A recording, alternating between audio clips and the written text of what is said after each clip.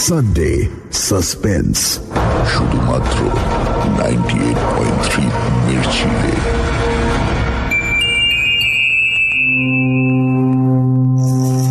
বাংলা সাহিত্যের রোমাঞ্চকর কিছু গল্প দিয়ে সাজানো আমাদের এই বিশেষ নিবেদন সানডে সাসপেন্স।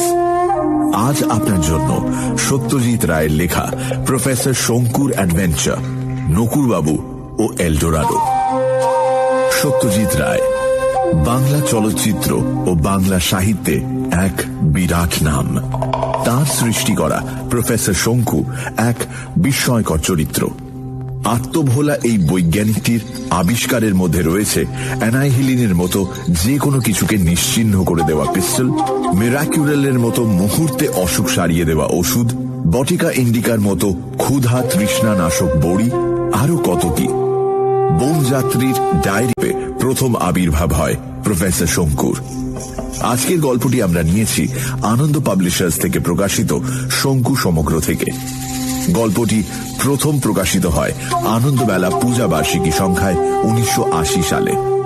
এই গল্পের প্রধান আকর্ষণ হচ্ছেন নকুরবাবু।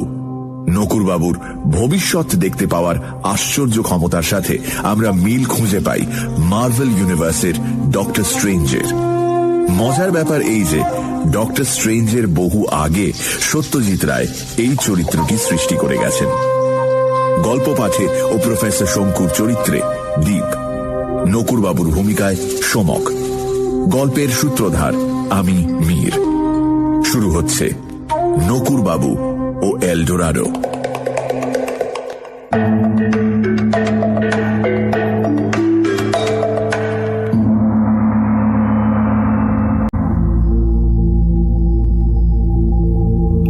জুন। আজ সকালের ঘটনাটা আমার কাজের রুটিন একেবারে তছনছ করে দিল। কাজটা অবশ্যই আর কিছুই না, আমার যাবতীয় আবিষ্কার বা ইনভেনশন গুলো সম্বন্ধে একটা প্রবন্ধ লিখছিলাম সুইডেনের বিখ্যাত কসমস পত্রিকার জন্য। এই কাজটা এর আগে কখনো করিনি, যদিও নানান দেশের নানান পত্রিকা থেকে অনুরোধ এসেছে অনেকবার। সময়ের অভাবে প্রতিবারই প্রত্যাখ্যান করতে হয়েছে। ইদানিং আমার গবেষণার কাজ ইচ্ছে করেই অনেক কমিয়ে দিয়েছি। এটা ক্রমেই বুঝতে পারছি যে গিরিডির মতো জায়গায় বসে আমার গবেষণাগারের সামান্য উপকরণ নিয়ে আজকের যুগে শুধু যে আর বিশেষ কিছু করা যায় না তাই নয়, করার প্রয়োজনও নেই। দেশে বিদেশে বহু তরুণ বৈজ্ঞানিক আশ্চর্য সব আধুনিক যন্ত্রপাতি হাতে পেয়ে সেই সঙ্গে নানান বিজ্ঞান প্রতিষ্ঠান ও বিশ্ববিদ্যালয়ের পৃষ্ঠপোষকতায় যেসব কাজ করছে তা সত্যি প্রশংসনীয়। অবশ্যই আমি নিজে সামান্য ব্যয়ে সামান্য মাল মশলা নিয়ে যা করেছি তার স্বীকৃতি দিতে বৈজ্ঞানিক মহল কার্পণ্য করেনি। সেই সঙ্গে বৈজ্ঞানিকদের মধ্যে আবার এমন লোকও আছে যারা আমাকে বৈজ্ঞানিক বলে মানতেই চায়নি। তাদের ধারণা আমি একজন জাদুকর বা প্রেত সিদ্ধ গোছের কিছু। বৈজ্ঞানিকের চোখে ধুলো দেবার নানান রকম মন্ত্রতন্ত্র আমার জানা আছে, আর তার জোরেই আমার প্রতিষ্ঠা। আমি অবশ্যই এটা নিয়ে কোনোদিনই নিজেকে উত্তেজিত হতে দিইনি। আমার মধ্যে যে একটা ঋষি সুলভ স্থৈর্য সংযম আছে সেটা আমি জানি। এক কথায় আমি হচ্ছি মাথা ঠান্ডা মানুষ। পশ্চিমে এমন অনেক জ্ঞানীগুণী গবেষকের সঙ্গে আলাপ হয়েছে যারা কথায় কথায় টেবিল চাপড়ান বা টেবিলের অভাবে নিজেদের হাঁটু। জার্মানির এক জীব রাসায়নিক ডক্টর হেলব্রোনার একবার তার এক নতুন আবিষ্কারের কথা বলতে গিয়ে উত্তেজিত হয়ে আমার কাঁধে এমন এক চপেটাঘাত করেছিলেন যে যন্ত্রণায় আমাকে আর্তনাদ করে উঠতে হয়েছিল। যাই হোক, এই প্রবন্ধে একটা জিনিস বুঝিয়ে বলার সুযোগ পাচ্ছি। সেটা হলো আমার আবিষ্কারগুলো কেন আমি সারা পৃথিবীর ব্যবহারার্থে ছড়িয়ে দিইনি। তার কারণ আর কিছুই না, আমার তৈরি জিনিসগুলোর মধ্যে যেগুলো সবচেয়ে শক্তিশালী বা হিত সাধক, এবং সে মানুষও একটি বই দ্বিতীয় নেই। তিনি হলেন ত্রিলোকেশ্বর শঙ্কু। আজ ভোরে যথারীতি উসরির ধারে বেরিয়ে বাড়ি ফিরে কফি খেয়ে আমার লেখাপড়ার ঘরে বসে আমার 50 বছর ব্যবহার করা ওয়াটারম্যান ফাউন্টেন পেনটাতে কালি ভরে লেখা শুরু করতে যাব এমন সময় আমার চাকর প্রহ্লাদ এসে বলল, বাবু, আপনার সঙ্গে কি দেখা করতে এসেছেন? কোন দেশীয়? প্রশ্ন করলাম আমি। স্বাভাবিক প্রশ্ন, কারণ পৃথিবীর খুব কম দেশই আছে যেখানকার গুণী জ্ঞানীর কেউ না কেউ কোনোদিন না কোনোদিন এই গিরিডিতে আমার বাড়িতে এসে আমার সঙ্গে দেখা করেননি। 3 সপ্তাহ আগে লিথুয়েনিয়া থেকে এসেছিলেন বিশ্ববিখ্যাত পতঙ্গ বিজ্ঞানী প্রফেসর জাবলনস্কিস। তা তো জিজ্ঞেস করিনি বাবু, তবে ধুতি দেখলাম আর খদ্দরের পাঞ্জাবি, আরে কথা তো বললেন বাংলাতে। কি বললেন? কথাটা অপ্রীতিকর শোনালেও স্বীকার করতেই হবে যে মামুলি লোকের সঙ্গে মামুলি খেজুরে আলাপের সময় আমার নেই। বললেন কি, তোমার বাবুকে বলো কিশমিশের জন্য লেখাটা একটু বন্ধ করে যদি 10 মিনিট সময় দেন। কি যেন বলার আছে। কিশমিশ? ও, তার মানে কি কসমস? কিন্তু তা কি করে হয়? আমি যে কসমস পত্রিকার জন্য লিখছি সে কথা তো এখানে কেউ জানে না। উঠে পড়লাম লেখা ছেড়ে। কিশমিশ রহস্য ভেদ না করে শান্তি নেই। বসবার ঘরে ঢুকে যাকে 2 হাতের মুঠোয় ধুতির কোঁচা ধরে সোফার এক পাশে জবুথবু হয়ে বসে থাকতে দেখলাম, তেমন নিরীহ মানুষ আর দেখেছি বলে মনে পড়ে না। যদিও প্রথম চাহনির পর দ্বিতীয়তে লক্ষ্য করা যায় এর চোখের মনির বিশেষত্বটা। এর মধ্যে যেটুকু প্রাণশক্তি আছে তার সবটুকুই যেন ওই মনিতে গিয়ে কেন্দ্রীভূত হয়েছে। নমস্কার তিলুবাবু। কোঁচার ডগা সমেত হাত দুটো মুঠো অবস্থায় চলে এলো ভদ্রলোকের থুতনির কাছে। আগে কসমসের লেখাটা বন্ধ করলাম বলে মার্জছি। আপনার সঙ্গে সামান্য কয়েকটা কথা বলার প্রবল বাসনা নিয়ে এসেছি আমি। আমি জানি আপনি আমার মনোবাঞ্ছা পূর্ণ করবেন। শুধু কসমস নয়, তিলু নামটা ব্যবহার করাটাও একটা প্রচন্ড বিস্ময় উদ্রেককারী ব্যাপার। 60 বছর আগে আমার বাবা শেষ আমায় ডেকেছেন ওই নামে। তারপরে ডাক নামটার আর কোনো প্রয়োজন হয়নি। অধমের নাম শ্রী নকুড়চন্দ্র বিশ্বাস। আমার বিস্ময় কাটেনি, তাই ভদ্রলোক কথা বলে চললেন। মাকড়দায় থাকি, কদিন থেকেই আপনাকে দেখতে পাচ্ছি চোখের সামনে, জানেন তো। অবশ্য সে দেখার এ দেখা এক জিনিস নয়। আমাকে দেখতে পাচ্ছেন মানে? মানে আগে এটা 1.5 মাস হলো আরম্ভ হয়েছে। অন্য জায়গার লোক, অন্য জায়গার ঘটনা, এই সব হঠাৎ হঠাৎ চোখের সামনে দেখতে পাই। সবসময় খুব স্পষ্ট নয়, তাও দেখি। আপনার নাম শুনেছি, ছবিও দেখেছি কাগজে। সেদিন আপনার চেহারাটা মনে করতেই দেখি আপনি এসে হাজির। এই জিনিস 1.5 মাস থেকে হচ্ছে আপনার? হ্যাঁ, তার 1.5 মাসই হবে। খুব ঝড় বৃষ্টি হচ্ছিল সেদিন, তার সঙ্গে মেঘের ডাক। দুপুরবেলা বুঝলেন, দাওয়ায় বসে গোলা তেঁতুলের আচার খাই। হঠাৎ দেখি সামনে 20 হাত দূরে নেত্রীদের বাড়ির ভেরেন্ডা গাছের পেছন দিকে একটা আগুনের গোলার মতো কি যেন শূন্যে ঘোরাফেরা করছে। বললে বিশ্বাস করবেন না তিলুবাবু, গোলাটা না ঠিক আমার দিকেই এলো, ঠিক যেন একটা জ্যোতির্ময় ফুটবল। উঠোনের তুলসী তলা অব্দি আসতে দেখেছি, একটুকু মনে আছে, তারপর আর মনে নেই। জ্ঞান যখন হলো তখন ঝড় বৃষ্টি থেমে গেছে। 3টে বিড়াল ছানা উঠোনে খেলা করছিল দাওয়ার ঠিক সামনে।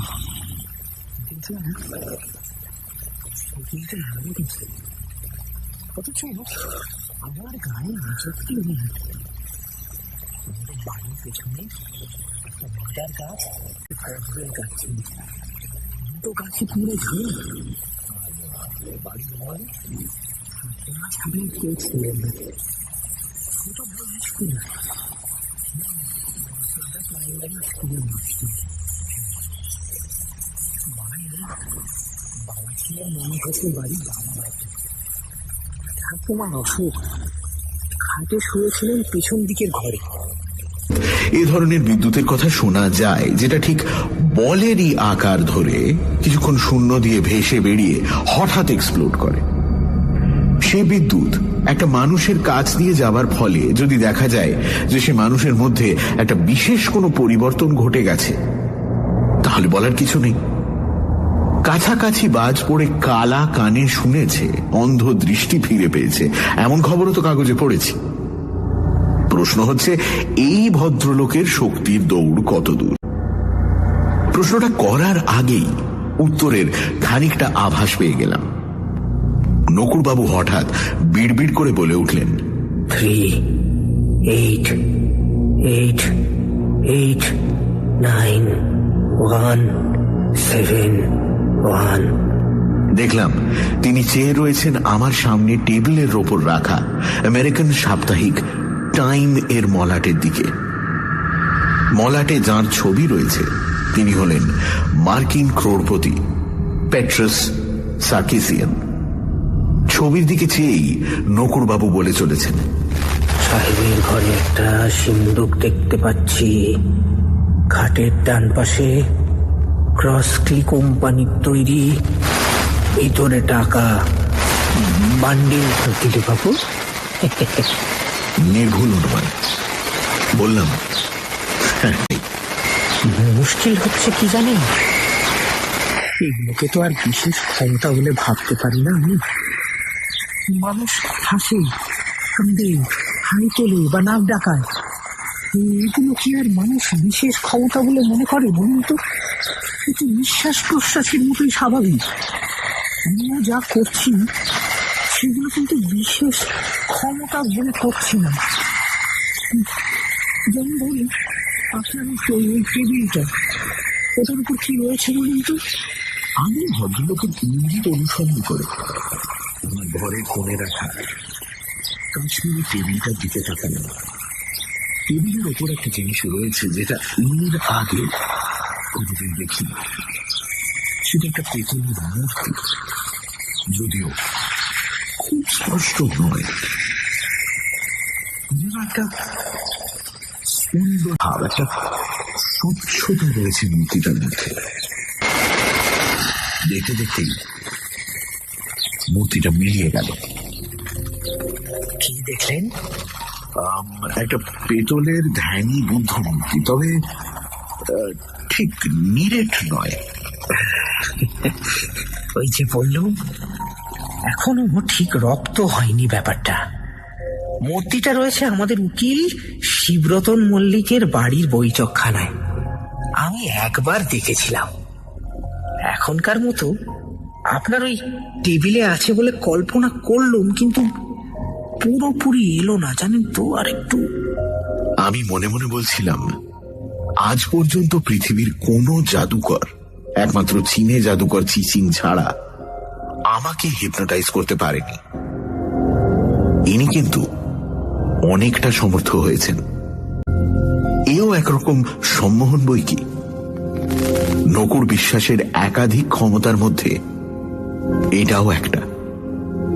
হিপনোটিজম, টেলিপ্যাথি, ক্লেয়ারভয়েন্স বা অলোক দৃষ্টি, এই সব কটা ক্ষমতাই দেখছি একসঙ্গে পেয়ে গেছেন ভদ্রলোক। শিবরতন বাবুর কাছে আপনার কথা প্রথমবার শুনি, তাই ভাবলাম একবার গিরিডিটা হয়ে আসি। আপনার দর্শনটাও হয়ে যাবে, আর সেই সঙ্গে একটা ব্যাপারে আপনাকে একটু সাবধানও করে দিতে পারবো। সাবধান? আগে কিছু মনে করবেন না তিলুবাবু, ধৃষ্টতা মাফ করবেন। আমি জানি আপনি তো শুধু আমাদের দেশের লোক নন, সারা বিশ্বে আপনার সম্মান। পৃথিবীর সব জায়গা থেকেই আপনার ডাক পড়ে, আর আপনাকে সেসব ডাকে সাড়াও দিতে হয়। কিন্তু সাও পাওলোর ব্যাপারটাতে গেলে আপনাকে বিশেষভাবে সতর্ক থাকতে অনুরোধ করি। সাও পাওলো হল ব্রাজিলের সবচেয়ে বড় শহর।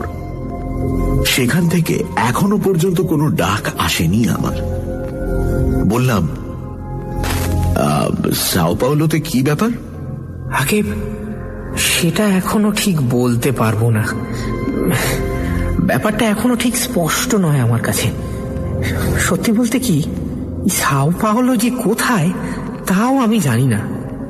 হঠাৎ চোখের সামনে দেখতে পেলাম একটা লম্বা সাদা খাম, তার উপরে টাইপ করা আপনার নাম ও ঠিকানা। খামের একটা কোণে একটা নতুন ডাক টিকিট, তার উপরে একটা ছাপ পড়ল, সাও পাওলো। সঙ্গে সঙ্গে আমার বুকটা কেঁপে উঠল। আর তার পর মুহূর্তেই দেখলাম একটা সুদৃশ্য কামরা, তাতে একটা বিশাল বপু বিদেশি ভদ্রলোক আপনার দিকে চেয়ে বসে আছেন। লোকটিকে দেখে আমার মোটেই ভালো লাগলো না তিলুবাবু। 10 মিনিট হয়ে গেছে দেখেই বোধহয় ভদ্রলোক উঠে পড়ছিলেন। আমি বসতে বললাম। অন্তত 1 কাপ কফি না খাইয়ে ছাড়া যায় না ভদ্রলোককে। তাছাড়া ভবিষ্যতে এর সঙ্গে যোগাযোগ করার কি উপায় সেটাও জানা দরকার।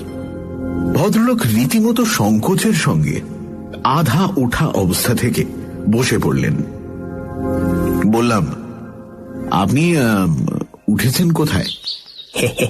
আগে উঠেছি মনোরমা হোটেলে। ও, তো থাকবেন কদিন?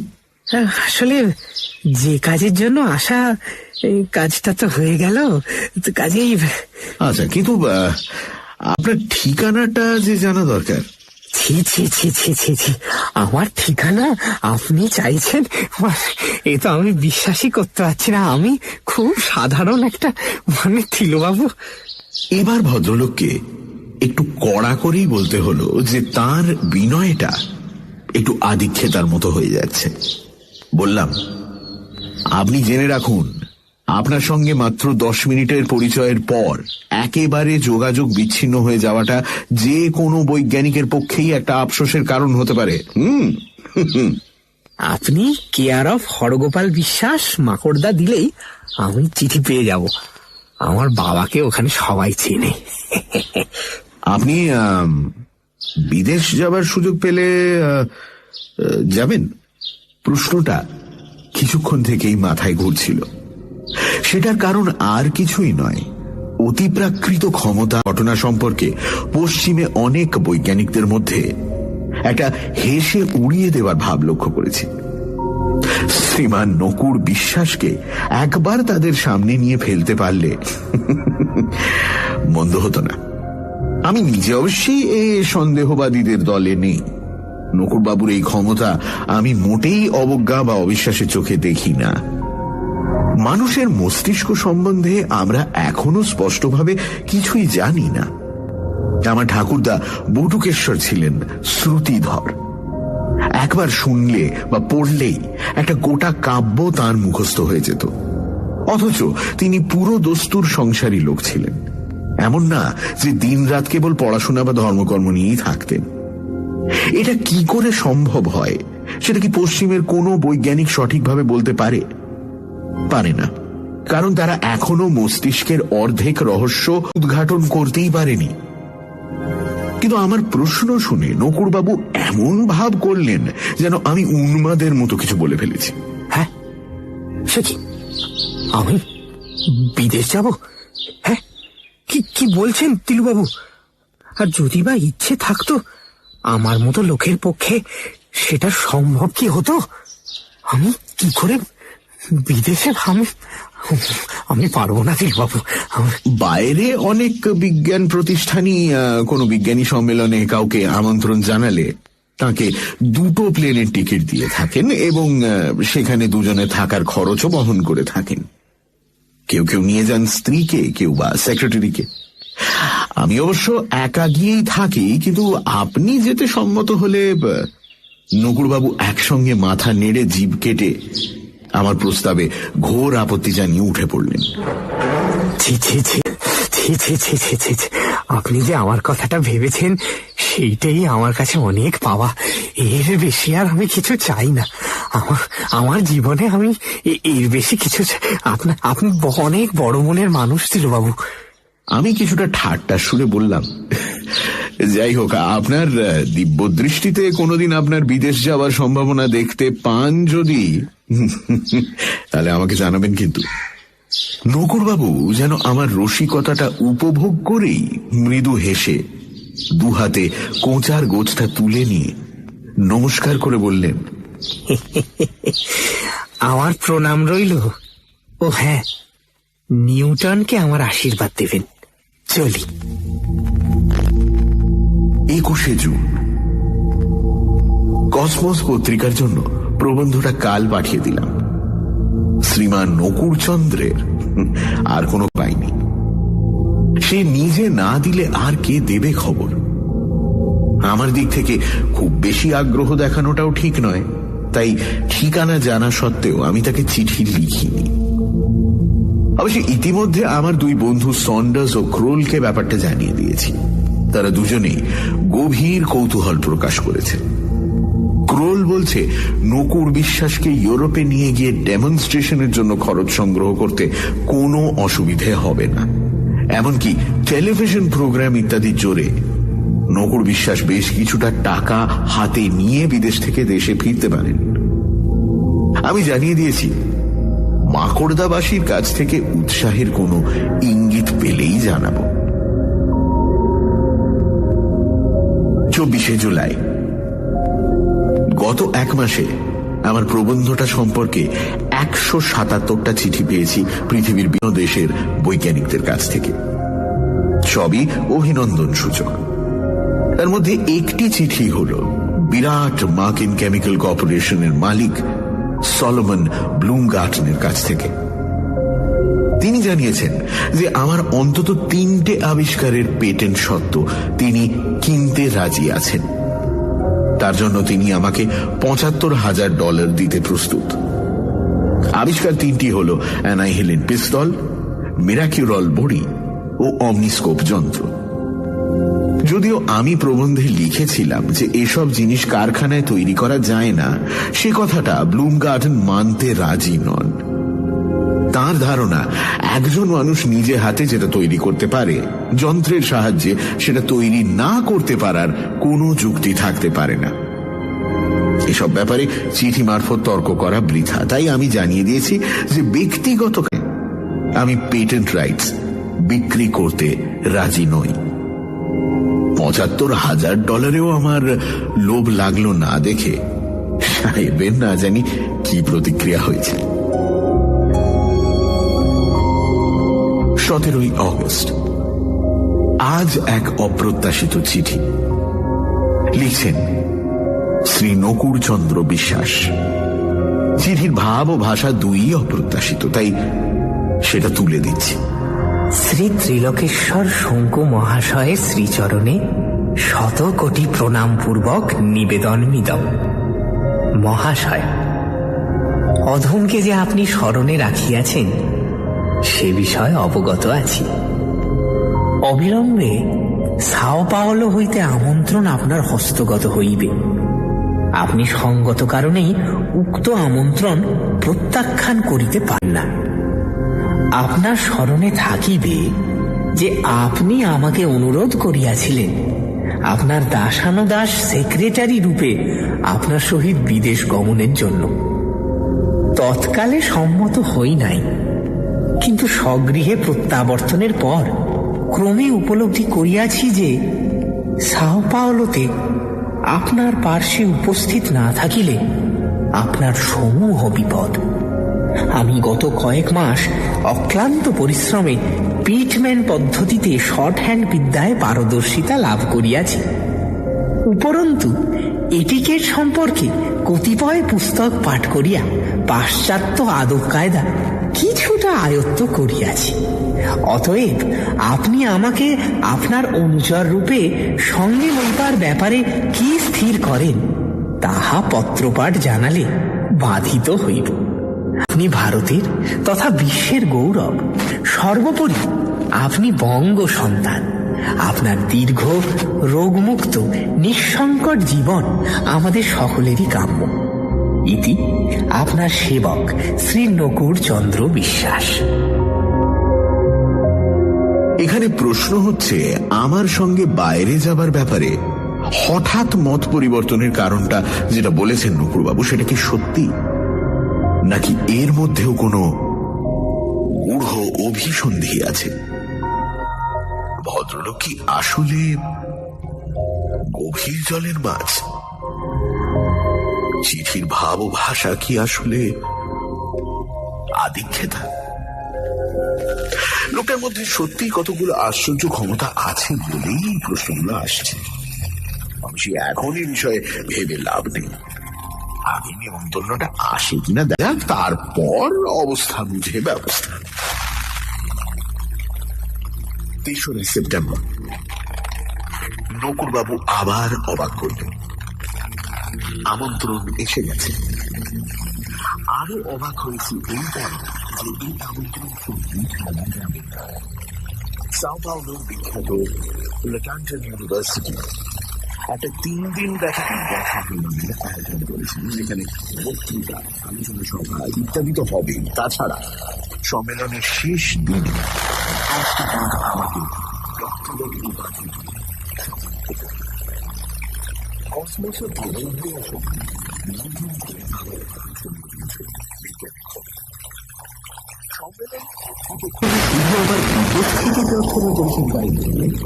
আমার সব কথা ছিল এবং সেই সঙ্গে সেই সংক্রান্ত আমার গবেষণার কাগজপত্র একটি প্রদর্শনী প্রস্তাব করেছে।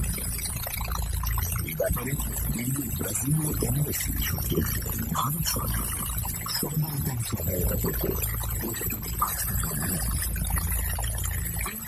জানিয়েছেন যে তাদের আগ্রহতা 3 দিনেই ফুরিয়ে যাচ্ছে না, অন্তত আরো 7 দিন থেকে যাতে আমি ব্রাজিল ঘুরে দেখতে পারি সে ব্যবস্থাও কর্তৃপক্ষ করবেন।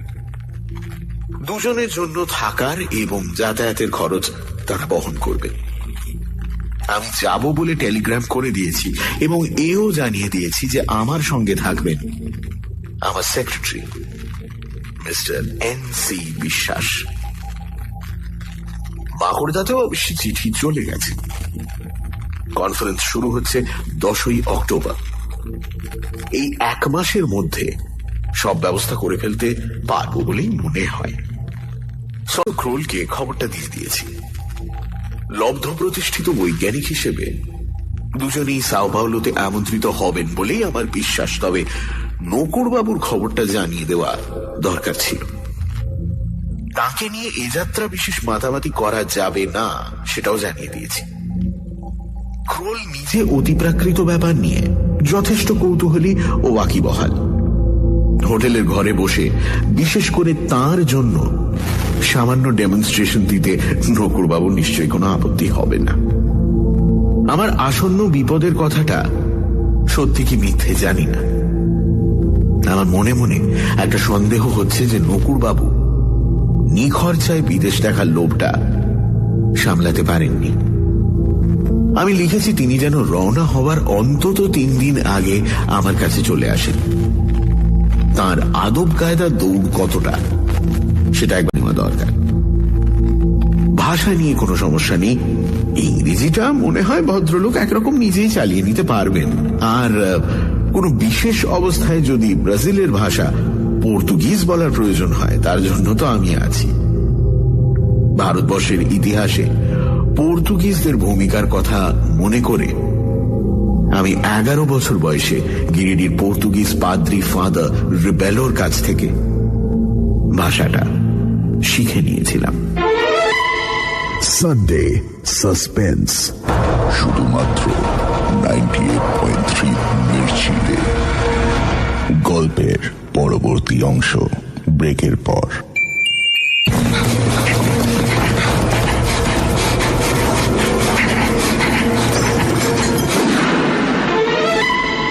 সানডে সাসপেন্স শুধুমাত্র 98.3 মির্চিতে।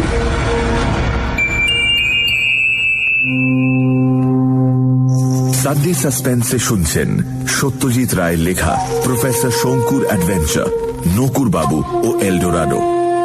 শঙ্কুর সাথে দেখা করতে আসেন নকুরচন্দ্র বিশ্বাস নামক এক ব্যক্তি। নকুরবাবু তার অদ্ভুত ক্ষমতা বলে ভবিষ্যৎ দেখতে পান। তিনি শঙ্কুকে অনুরোধ করেন যে শঙ্কু যেন সাও পাওলো যাওয়ার আমন্ত্রণ প্রত্যাখ্যান করেন। সাও পাওলো গেলে শঙ্কুর সমূহ বিপদ, যদিও শঙ্কুর পক্ষে সেই আমন্ত্রণ প্রত্যাখ্যান করা সম্ভব হয় না। নকুরবাবু প্রথমে অসম্মত হলেও শঙ্কুকে চিঠি লিখে জানান যে তিনি তার সেক্রেটারি সেজে তার সঙ্গে সাও পাওলো যাবেন। তারপর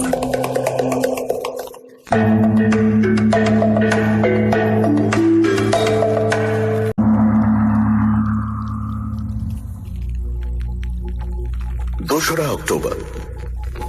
আজ নকুরবাবু এসেছেন। এই কমাসে ভদ্রলোকের চেহারায় বেশ একটা উন্নতি লক্ষ্য করছি। বললেন যোগ ব্যায়ামের ফল। ইতিমধ্যে কলকাতায় গিয়ে ভদ্রলোক দুটো স্যুট করিয়ে এনেছেন, সেই সঙ্গে শার্ট, টাই, জুতো, মোজা ইত্যাদিও জোগাড় হয়েছে। দাঁতনের অভ্যেস বলে নতুন টুথপেস্ট, টুথব্রাশ কিনতে হয়েছে। স্যুটকেস যেটা এনেছেন সেটা নাকি আসলে উকিল শিবরতন মল্লিকের। সেটি যে এনার কাছে কি করে এলো সেটা আর জিজ্ঞেস করলাম না। তিলুবাবু, ব্রাজিলের জঙ্গল দেখতে যাবেন না? আজ দুপুরে খাবার সময় প্রশ্ন করলেন ভদ্রলোক। আমি বললাম 7 দিন তো ঘুরিয়ে দেখাবে বলেছে, মধ্যে অরণ্য কি আর একেবারে বাদ পড়বে? আমাদের শ্রীগুরু লাইব্রেরিতে খোঁজ করে বড়দা বাণিজ্যের লেখা ছবি টবি দেওয়া একটা পুরনো বই পেলাম ব্রাজিল সম্বন্ধে, বুঝলেন?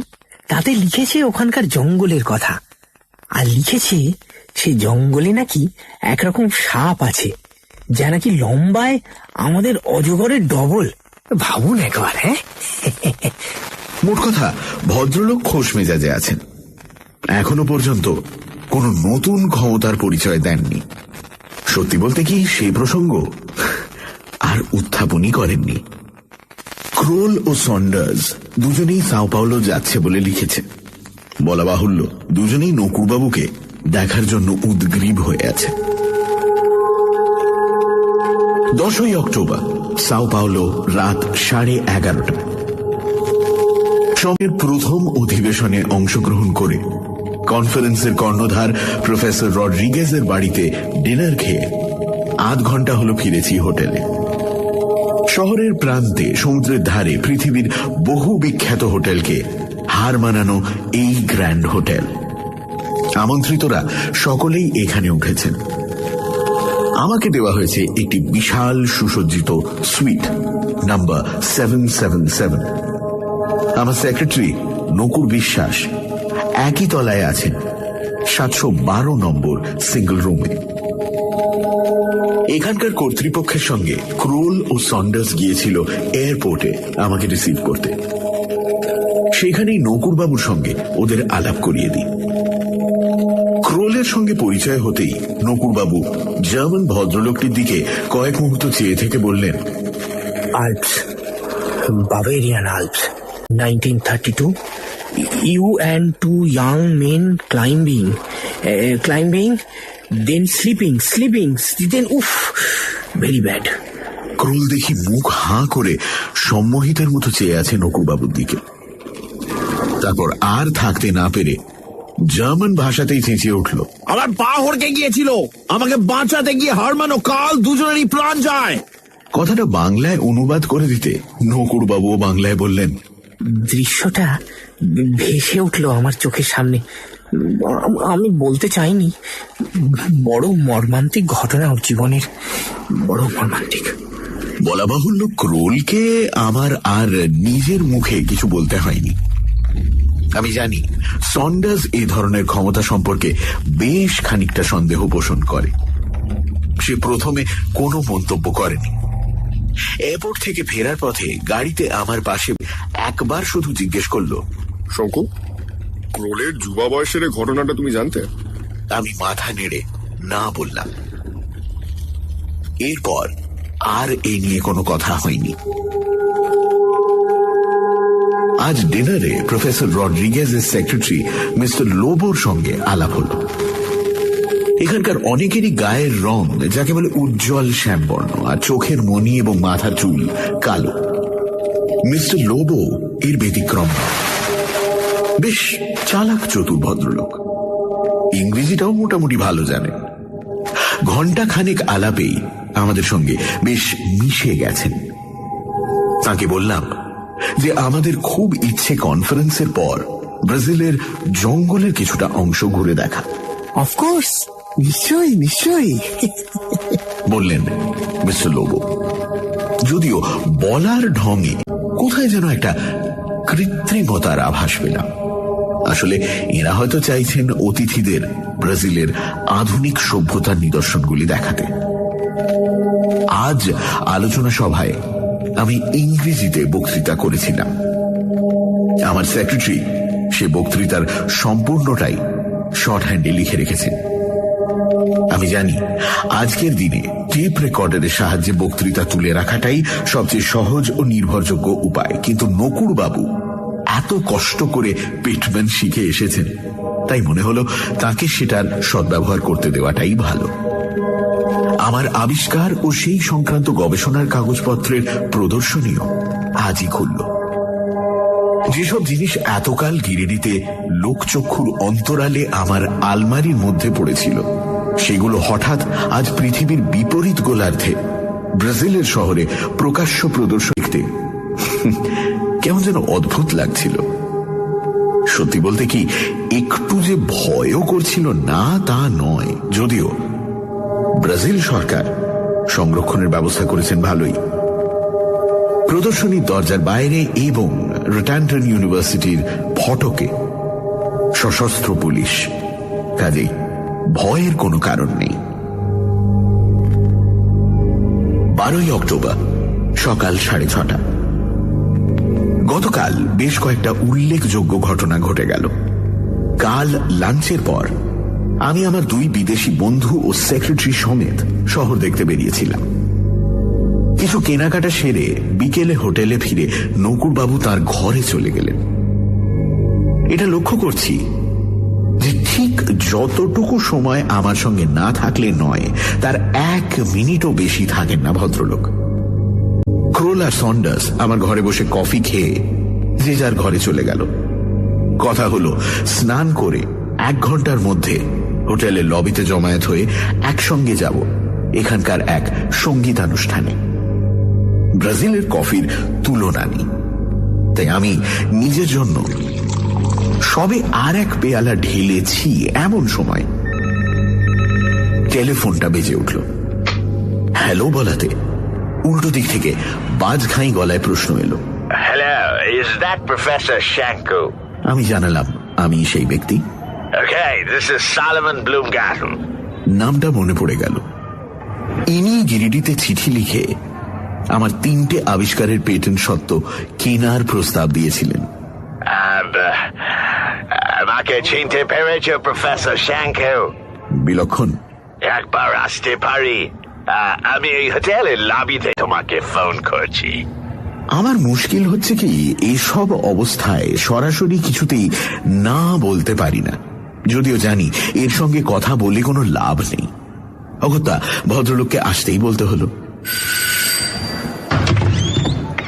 মিনিট 3 পরে যিনি আমার ঘরে প্রবেশ করলেন, ঠিক তেমন একজন মানুষকে আর কখনো দেখেছি বলে মনে পড়ে না।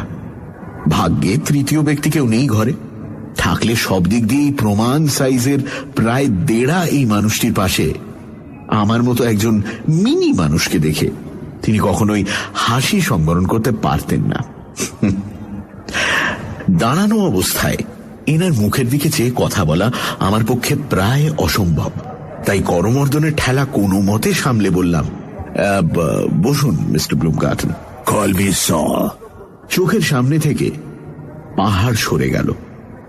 ভদ্রলোক আসন গ্রহণ করেছেন। Call me Saul, okay?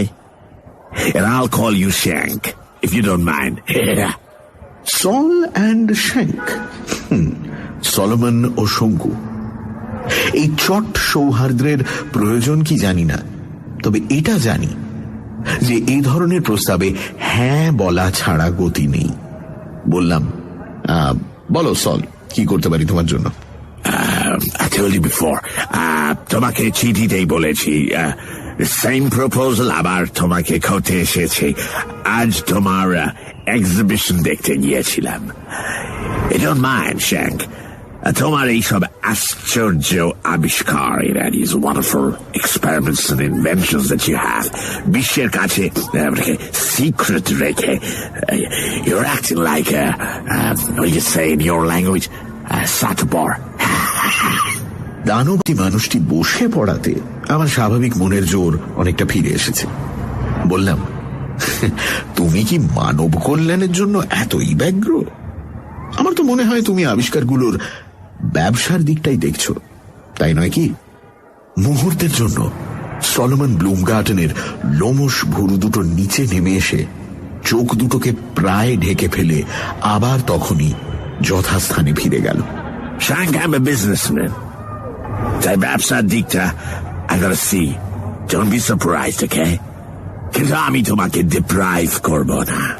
তোমাকে আমি $1,00,000 দিতে রেডি, ওই তিনটে ইনভেনশনের পেটেন্টের জন্য। I got my checkbook. You want cash? I can give you. তবে এতগুলো টাকা সঙ্গে নিয়ে তোমারই অসুবিধে হবে। You're gonna find it real difficult, Shank. আমি মাথা নাড়লাম। চিঠিতে যা বলেছিলাম সেটা আবার বললাম, যে আমার এই জিনিসগুলোর কোনোটাই মেশিনের সাহায্যে কারখানায় তৈরি করা সম্ভব নয়। গভীর সন্দেহের দৃষ্টিতে ব্লুমগার্টন বেশ কিছুক্ষণ শটান আমার দিকে চেয়ে রইলেন। তারপর গুরু গম্ভীর স্বরে বললেন, I don't believe you. তাহলে আর কি করা যায় বলো? I can double my price, Shank. কি মুশকিল! লোকটাকে কি করে বোঝাই যে আমি দিব্যি আছি, আমার আর টাকা দরকার নেই। 1 লক্ষের জায়গায় 20 লাখ পেলেও আমি সত্য বিক্রি করব না। ভদ্রলোক কি যেন বলতে যাচ্ছিলেন, এমন সময় কলিং বেল বেজে উঠল। উঠে গিয়ে দরজা খুলে দেখি আমার সেক্রেটারি। মানে কাল সকালের প্রোগ্রামটা? এইটুকু বলে ব্লুমগার্টনের দিকে চোখ পড়াতে নৌ হঠাৎ কথার খেই হারিয়ে ফেললেন। ভারী অস্বস্তিকর পরিস্থিতি। ব্লুমগার্টনকে হঠাৎ করে দেখলে অনেকেরই কথার খেই হারিয়ে যাওয়ার কথা, কিন্তু নকুড়বাবু যেন শুধু হারাননি, সেই সঙ্গে কিছু যেন পেয়েছেন তিনি। কালকের প্রোগ্রামের কথা জানতে চাইছিলেন কি? পরিস্থিতিটাকে একটু সহজ করার জন্য প্রশ্নটা করলাম আমি। প্রশ্নের উত্তরে যে কথাটা নকুড়বাবুর মুখ দিয়ে বেরোল সেটা বর্তমান ক্ষেত্রে সম্পূর্ণ অপ্রাসঙ্গিক। ব্লুমগার্টনের দিক থেকে চোখ না সরিয়েই ভদ্রলোক মৃদু স্বরে দুবার এলডোরাডো, এলডোরাডো কথাটা উচ্চারণ করে কেমন যেন হতভম্ব ভাবে ঘর থেকে বেরিয়ে গেলেন। Hey, who was that man? আমি দরজা বন্ধ করার সঙ্গে সঙ্গেই প্রশ্ন করলেন সলোমন ব্লুমগার্টন। আমি বললাম, আমার সেক্রেটারি। এলডোরাডো, এটা সাডেনলি বললো কেন? ব্লুমগার্টনের ধাঁধালো ভাবটা আমার কাছে অস্বাভাবিক মনে হচ্ছিল। বললাম, দক্ষিণ আমেরিকা সম্পর্কে পড়াশোনা করেছেন ভদ্রলোক, কাজেই এলডোরাডো নামটা জানা কিছুই আশ্চর্য নয়। সোনার শহর এলডোরাডোর কিংবদন্তি কথা কে না জানে। 16 শতাব্দীর স্পেন থেকে কর্টেজ সৈন্য দক্ষিণ আমেরিকায় এসে স্থানীয় অধিবাসীদের যুদ্ধে হারিয়ে এ দেশে স্পেনের আধিপত্য বিস্তার করে। তখনই এখানকার উপজাতিদের মুখে এলডোরাডোর কথা শুনে স্পেনীয়রা, আর তখন থেকেই এ নাম চুম্বকের মতো আকর্ষণ করে ধনলিপ্সু পর্যটকদের। ইংল্যান্ডের স্যার ওয়াল্টার র্যালে পর্যন্ত এলডোরাডো টানে নৌবহর নিয়ে হাজির হয়েছিলেন এই দেশে। কিন্তু এলডোরাডো চিরকালই অন্বেষণকারীদের ফাঁকি দিয়ে এসেছে। Peru, Bolivia, Colombia, Brazil, Argentina, দক্ষিণ আমেরিকার কোনো দেশেই এলডোরাডোর কোনো সন্ধান মেলেনি। ব্লুমগার্টন হতবাক হয়ে টেবিল ল্যাম্পের দিকে চেয়ে রয়েছে দেখে আমি বাধ্য হয়েই বললাম, আচ্ছা, আমাকে কিন্তু বেরোতে হবে একটু পরেই। হ্যাঁ, কাজেই তোমার যদি আর কিছু বলার না থাকে তাহলে। ইন্ডিয়ানরা তো ম্যাজিক জানে। আমার কথা চাপা দিয়ে প্রশ্ন করল ব্লুমগার্টন। আমি হেসে বললাম, তাই যদি হতো তাহলে ভারতে এত দারিদ্র থাকতো কি? জাদু জানলেও নিজেদের অবস্থার উন্নতি করার জাদুটা তারা নিশ্চয়ই জানে না। সেটা তোমাকে দিয়েই বুঝতে পারছি। ওল্ড বয়, যে কান্ট্রির লোক টাকা হাতে তুলে দিলেও সে টাকা হাতে নেয় না, হ্যাঁ হ্যাঁ, সেই দেশ গরিব থাকে, পুয়ার থাকে। কিন্তু ব্লুমগার্টন আবার চুপ, আবার অন্যমনস্ক, আমার আবার অসহায় ভাব। এই লোকটাকে তাড়ানোর রাস্তা খুঁজে পাচ্ছি না। এই ম্যাজিকের কথা বলছি এই কারণে, আমার যে টাইমে এলডোরাডোর কথাটা মনে হয়েছে, সেই টাইমে নামটা কানে এলো ওই জেন্টলম্যানের মুখ থেকে। আজ থেকে 200 বছর আগে আমার ancestors back to back 3 generations north America থেকে এই দেশে পাড়ি দিয়েছে এই এলডোরাডোর খোঁজে। আমি নিজে 2 বার এসেছি when I was younger. Peru, Bolivia, Guyana, Ecuador, Venezuela. কোনো কান্ট্রি বাদ দিইনি। At last, finally, when I came to Brazil, জঙ্গলে এসে আমার অসুখ করলো। Eldorado, I had to drop the plan and I had to go back to my country. আজকে এতদিন পর আবার ব্রাজিলে এসে কাল থেকে মাঝে মাঝে এলডোরাডোর কথা মনে পড়ে যাচ্ছে। I'm remembering those days and today. আমি কোনো মন্তব্য করলাম না। ব্লুমগার্টন উঠে পড়ল, বলল, Shank, I'm in Hotel Marina. If you change your mind, you're gonna let me know, okay? Krol আর সন্ডার্সকে ঘটনাটা বলতে দুজনেই রেগে আগুন। সন্ডার্স বলল, শঙ্কু, তুমি অতিরিক্ত রকম ভদ্র, তাই এইসব লোকের অডাসিটি সহ্য করো। এবার এলে আমাদের একটা ফোন করে দিও, আমরা এসে যা করার করব। এর পরের ঘটনাটা ঘটল মাঝরাত্রিরে। পরে ঘড়ি দেখে জেনেছিলাম তখন 2:15। ঘুম ভাঙল কলিং বেলের শব্দে। বিদেশি ভুঁইয়ে এত রাত্রিরে আমার ঘরে কে আসতে পারে?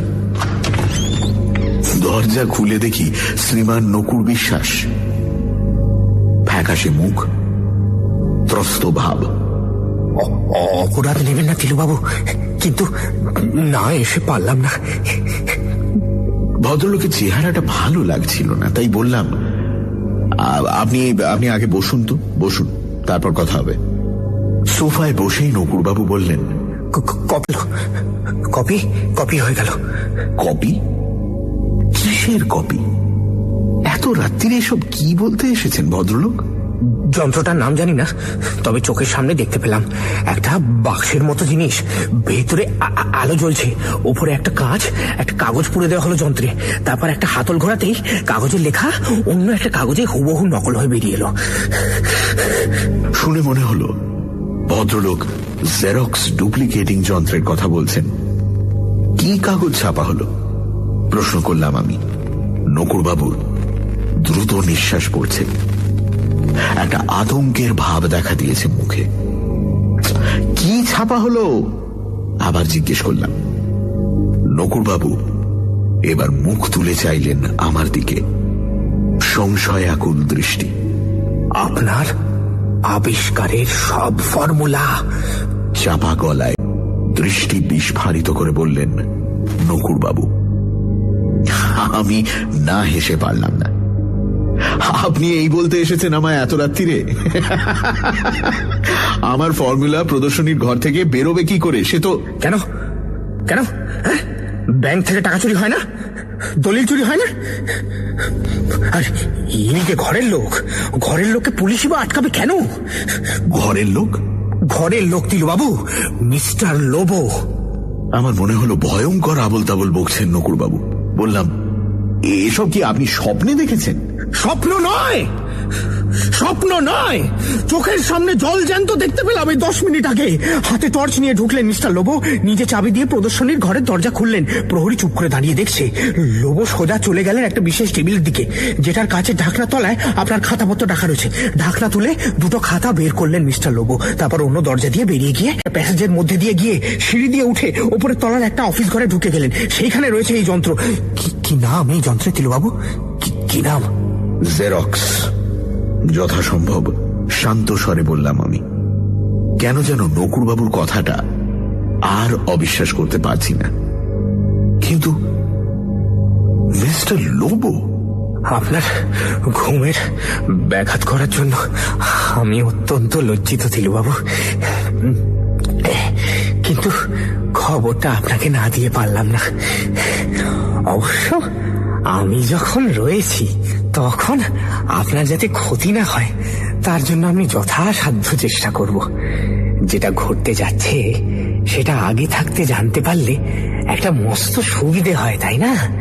আসলে নতুন জায়গায় এসে মনটাকে ঠিক সংহত করতে পারছিলাম না, তাই লোববাবুর ঘটনাটা আগে জানতে পারিনি। কেবল বুঝেছিলাম আপনার একটা বিপদ হবে সাও পাওলোতে। আর ক্ষমা করবেন তিলুবাবু, আজ আসি, শুভরাত্রি। নকুড়বাবু আবার ক্ষমা চেয়ে বিদায় নিয়ে চলে গেলেন। আর আমিও চিন্তিত ভাবে এসে বিছানায় শুলাম। আমার মধ্যে নকুড়বাবুর মতো অতিপ্রাকৃত ক্ষমতা না থাকলেও এটা বেশ বুঝতে পারছি যে লোবোর মতো লোকের পক্ষে নিজে থেকে এ জিনিস করা সম্ভব নয়। তার পেছনে অন্য লোক আছে, পয়সাওয়ালা লোক। ভাবলে একজনের কথাই মনে হয়, সলোমন ব্লুমগার্টেন। সানডে সাসপেন্স, শুধুমাত্র 98.3 মির্চিতে। গল্পের পরবর্তী অংশ ব্রেকের পর।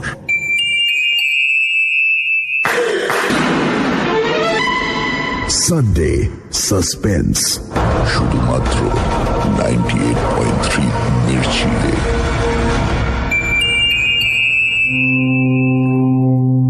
সানডে সাসপেন্সে শুনছেন সত্যজিৎ রায়ের লেখা প্রফেসর শঙ্কুর অ্যাডভেঞ্চার, নকুড়বাবু ও এলডোরাডো।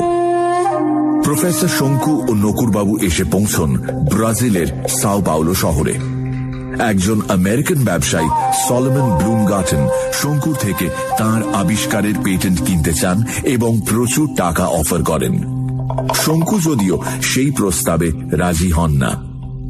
গভীর রাতে নকুড়বাবু এসে শঙ্কুকে জানান যে তিনি তার ক্ষমতা বলে দেখতে পেয়েছেন এক অদ্ভুত দৃশ্য। নবাবু দেখতে পেয়েছেন যে প্রদর্শনীশালায় রাখা শঙ্কুর গবেষণার সমস্ত নোটস মিস্টার লোবো বলে একজন ভদ্রলোক জেরক্স মেশিনের সাহায্যে কপি করে নিচ্ছেন। তারপর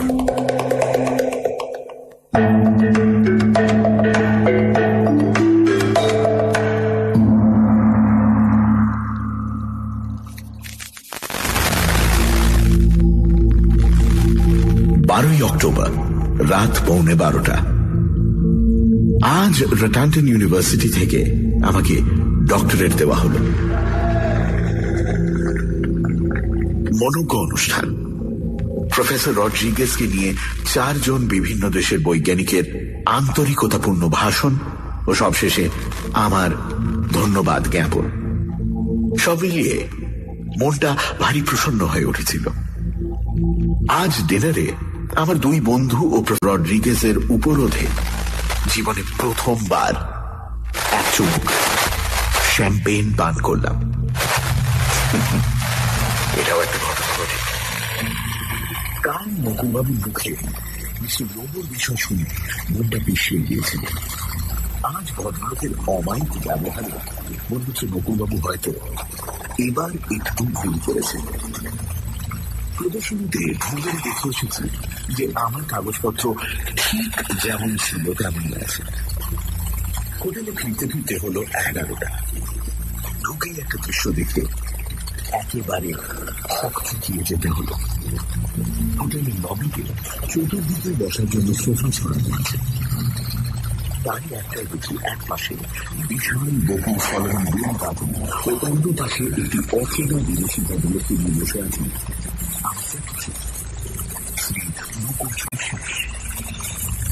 আমার সঙ্গে চোখাচোখি হতেই নকুলবাবু এক গালে হেসে উঠলেন। আগে এনাদের সঙ্গে একটু বাক্যালাপ করছিলাম আর কি। ব্লুম গার্ডেন উঠে এলেন। করমর্দনে যথারীতি হাত ব্যথা করিয়ে দিয়ে ব্লুম গার্ডেন চোখ কপালে তুলে বললেন, তুমি কাকে সেক্রেটারি করে নিয়ে এসেছ?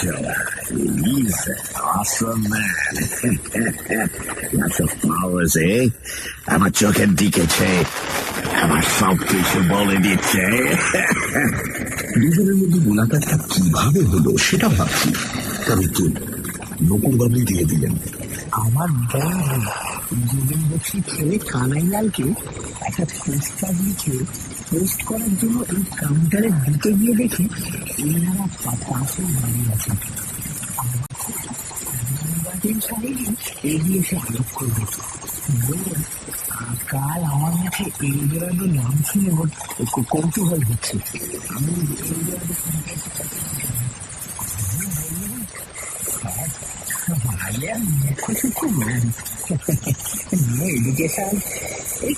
একটা বেঙ্গলি বইয়ে পড়ছিলাম এলডোরাডোর কথা। পড়তে পড়তে যেন সোনার শহরটাকে চোখের সামনে দেখতে পেলাম। তাই আমার নকুলবাবুর বাক্যস্রোত বন্ধ করতে হলো। সন্দেহের মুখে ভাব দেখে বলছিলাম তাদের প্রচন্ড কৌতূহল হচ্ছে ব্যাপারটা জানার জন্য। পর্যন্ত যা বলেছে সেটা ইংরেজি তর্জমা করে সংক্ষেপে বুঝিয়ে দিলাম আমি। তৎক্ষণে অবশ্যই আমরা তিনজনই একটা পাশের সোফায় বসে পড়েছি এবং আমি আমার দুই বন্ধুর সঙ্গে সলমন ব্রিটেনের আলাপ করিয়ে দিয়েছি। অন্য বিদেশি ভদ্রলোকটির নাম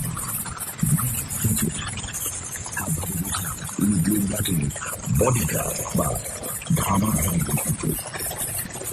এবার ব্লুমগার্ডের কথা বলব। Ireland নাম ছাড়ানো বড় impresario. There you not get another one. Kato, singers, musicians, dancers, magicians. Myron management jure daঁড়িয়ে গেল, and he's one talented bloke. আমার মাথা ভ্রম করছে।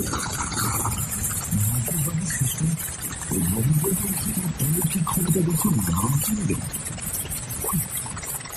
কথা ছিল।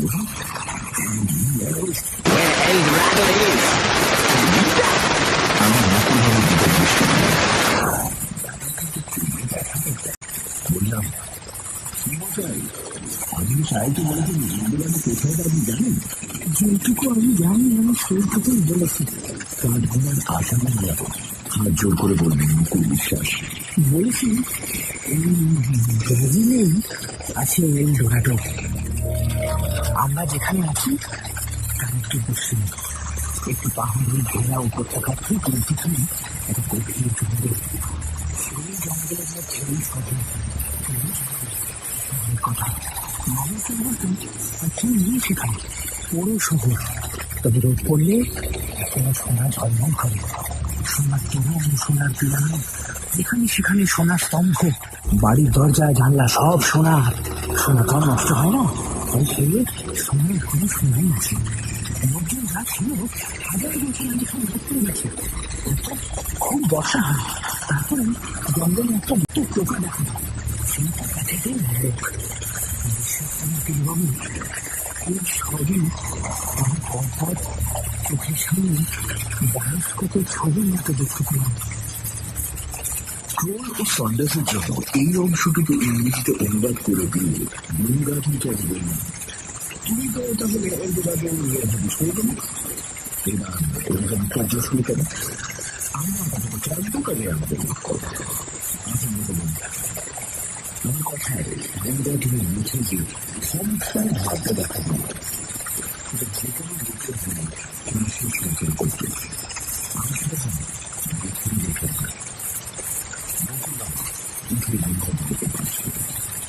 আমরা চারজনে গিয়ে বসলাম খাওয়া করে। ঘরে চলে গেলাম, কিন্তু আমি বললাম যে তার সঙ্গে আমার কথা আছে।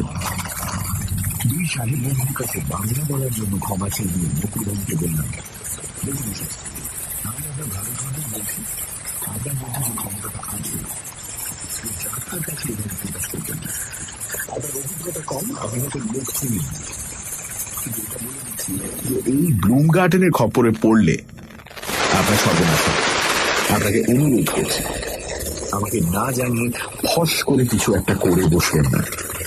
নকুলবাবু লজ্জায় প্রায় কার্পেটের সঙ্গে মিশে গেলেন।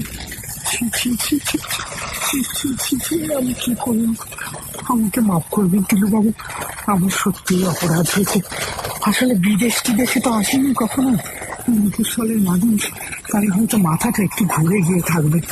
আমাকে সাবধান করে দিন, আপনি সত্যি খুব উপকার করুন, আপনি অনেক বড় মনের মানুষ টিলুবাবু।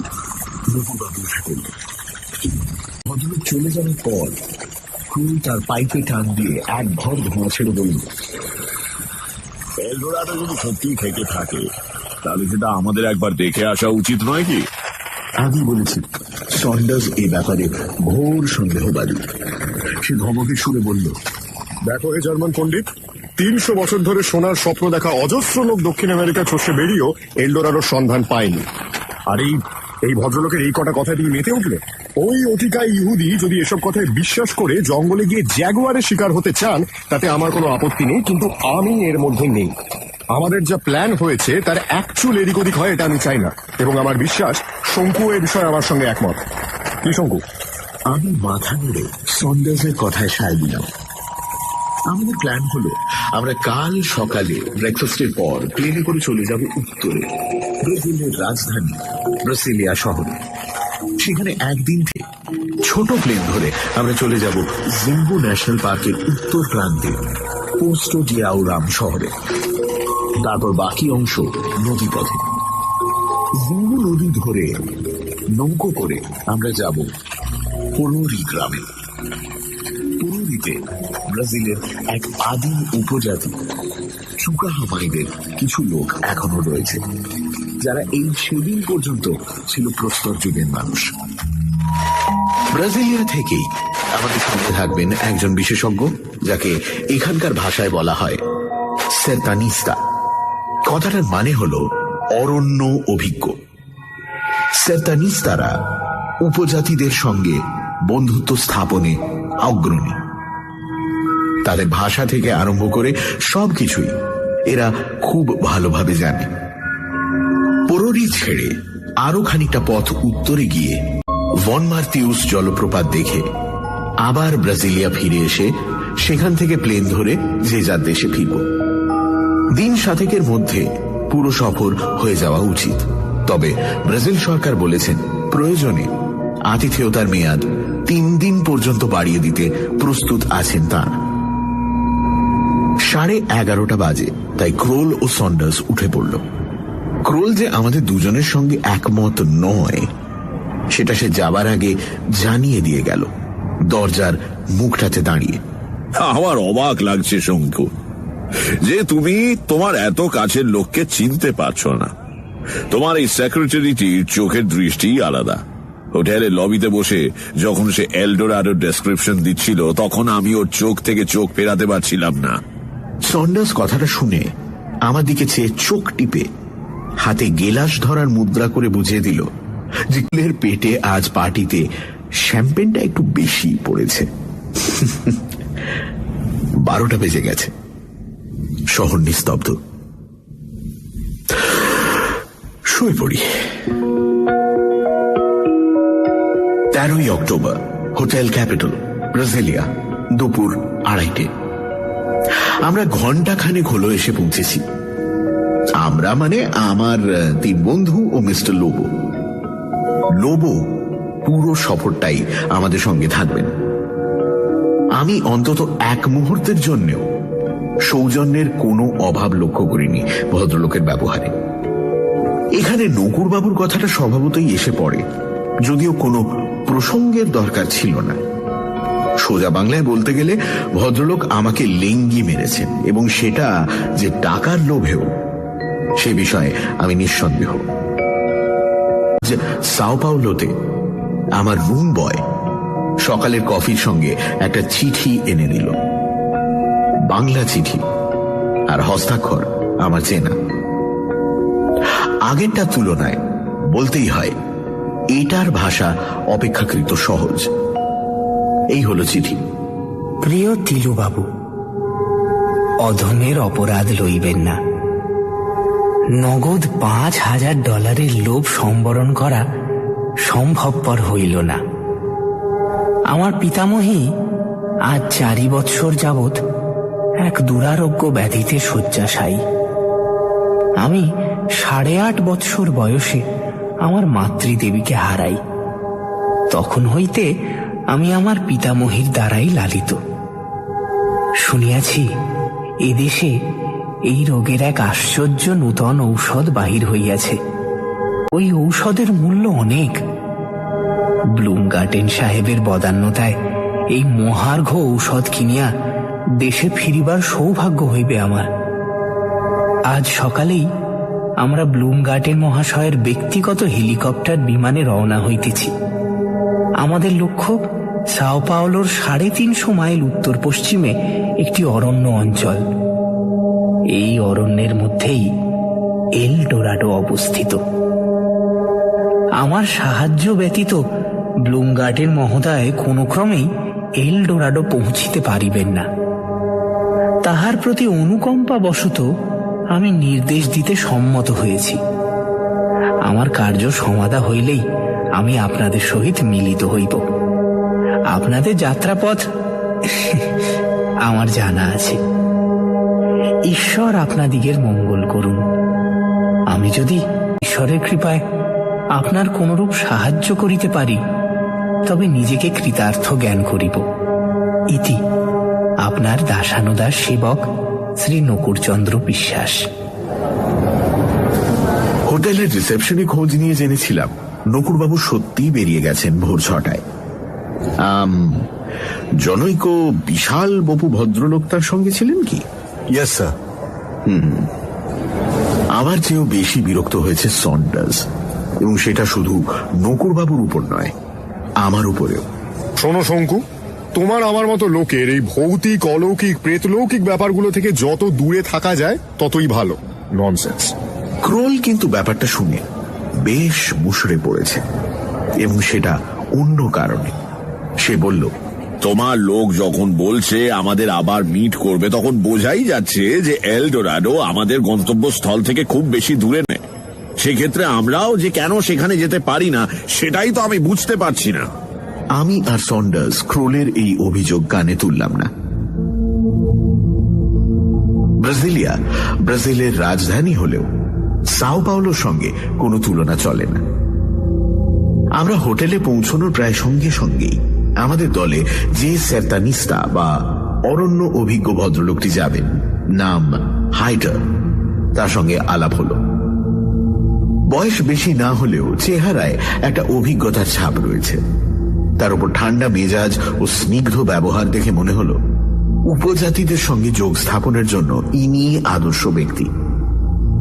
তাকে আজ ক্রোল জিজ্ঞেস করল এল ডোরাডো সম্পর্কে তার কি ধারণা। প্রশ্ন শুনে ভদ্রলোক চোখ কপালে তুলে বললেন, আজকের দিনে আবার এল ডোরাডোর প্রশ্ন তুলছেন কেন? সে তো কোন কালে মিথ্যে বলে প্রমাণ হয়ে গেছে। এল ডোরাডো শহরই নয়, আসলে ওটা একজন ব্যক্তি। ডোরাডো কথাটা সোনার শহর বা সোনার মানুষ দুই বোঝায় পর্তুগিজ ভাষায়। সূর্যের প্রতীক হিসেবে কোনো এক বিশেষ ব্যক্তিকে পুরাকালে এখানকার অধিবাসীরা পুজো করত, আর তাকেই বলতো এল ডোরাডো। চোখের পলকে একজন মানুষকে কখনো এমন হতাশ হতে দেখিনি যেমন দেখলাম উইলহেলম ক্রোলকে। কাল সকালে আমাদের আবার যাত্রা শুরু। নকুরবাবু অন্যায় কাজ করেছেন সেটা ঠিকই, কিন্তু তার জন্য আমি যে বেশ খানিকটা দায়ী সেটাও ভুলতে পারছি না। আমিই তো প্রথম তাকে আমার সঙ্গে নিয়ে আসার প্রস্তাবটা করি।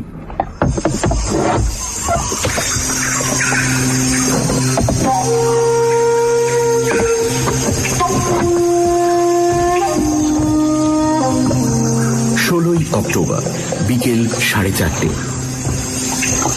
বাহারের নকশা করা ক্যানু নৌকোতে জিঙ্গু নদী ধরে আমরা চলে এসেছি প্রায় 33 মাইল।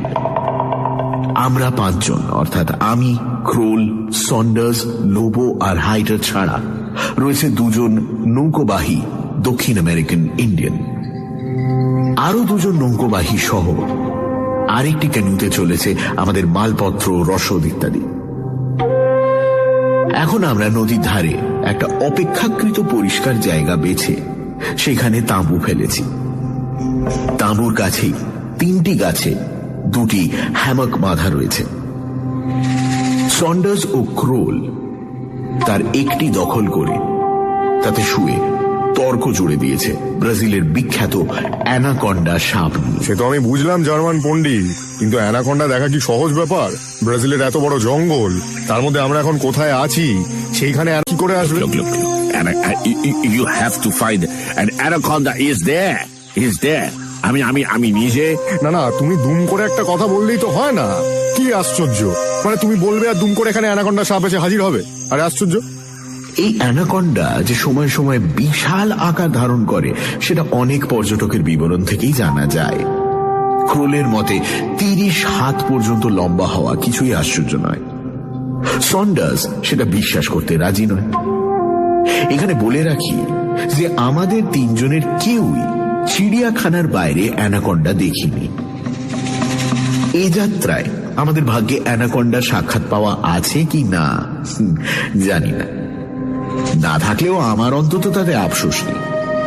লতা গুল্ম, ফলমূল, কীট পতঙ্গ, পশু পাখিতে ভরা ব্রাজিলের জঙ্গলের যে রূপ আমি এখনো পর্যন্ত দেখেছি তার কোনো তুলনা নেই। বন গভীর ও অন্ধকার হলেও তাতে রঙের অভাব নেই।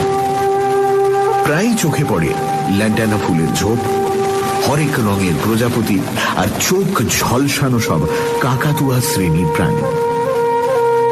নৌকো চলার সময় জলে হাত দেওয়া বারণ, কারণ নদীতে রাক্ষসে পিরানা মাছের ছড়াছড়ি। কালই নদীর ধারে একটা কেইম্যান কুমিরের মৃতদেহ পড়ে থাকতে দেখলাম। তার মাথার দিকের খানিকটা অংশ ছাড়া আর কোথাওই মাংস নেই, শুধু হাড়। মাংস গেছে পিরানার পেটে। ব্রাজিলের অনেক অংশেই বহুদিন পর্যন্ত বাইরের মানুষের পা পড়েনি। গত বছর 10 মধ্যে বেশ কিছু জঙ্গল কেটে চাষের জমি বাড়ানো হয়েছে। সেই সঙ্গে ব্রাজিল সরকারের বানানোর কাজও চলেছে জঙ্গল কেটে আর ডায়নামাইটের সাহায্যে পাহাড় উড়িয়ে। আমরা আসার পথেও বেশ কয়েকবার ডায়নামাইটের বিস্ফোরণ বা ব্লাস্টিং এর শব্দ পেয়েছি। কাল মাঝরাত্রে একটা গরু গম্ভীর বিস্ফোরণের শব্দ শুনে আমাদের ক্যাম্পের সকলেরই ঘুম ভেঙে যায়। শব্দ তরঙ্গের চাপ এত প্রবল ছিল যে ক্রোলের বিয়ার গ্লাসটা তার ফলে ফেটে চৌচির হয়ে গেল। আমার কেমন যেন সন্দেহ হচ্ছিল, তাই আজ সকালে হাইটারকে জিজ্ঞেস করলাম কাছাকাছি কোথাও আগ্নেয়গিরি আছে কিনা। হাইটার মুখে কিছু না বলে কেবল গম্ভীর মুখে মাথা নাড়ল।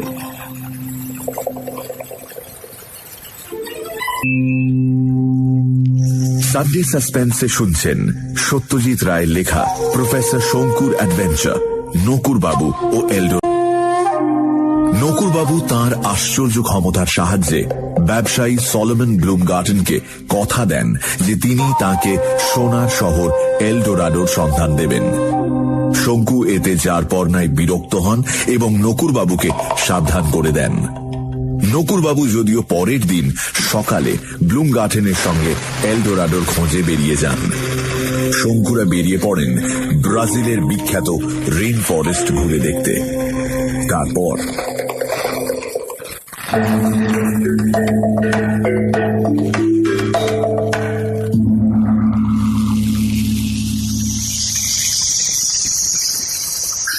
অক্টোবর ভোর 6টা। কাল রাত্রে এক বিচিত্র ঘটনা। রাত্রে মশা আর দিনে জ্বালাতুনে ব্যারাকুডা মাছি উপদ্রব থেকে রক্ষা পাবার জন্য আমি গিরিডি থেকেই একরকম মলম তৈরি করে এনেছিলাম। 3 বন্ধুতে সেই মলম মেখে 9:30টার মধ্যেই যে যার ক্যাম্পে শুয়ে পড়েছিলাম। যদিও এখানে রাত্রে নিস্তব্ধতা বলে কিছু নেই, ঝিঁঝি থেকে শুরু করে জাগুয়ার পর্যন্ত সবকিছুরই ডাক শোনা যায়, তবু দিনের ক্লান্তির জন্য ঘুমটা এসে যায় বেশ তাড়াতাড়ি। সেই ঘুম হঠাৎ ভেঙে গেল এক বিকট চিৎকারে।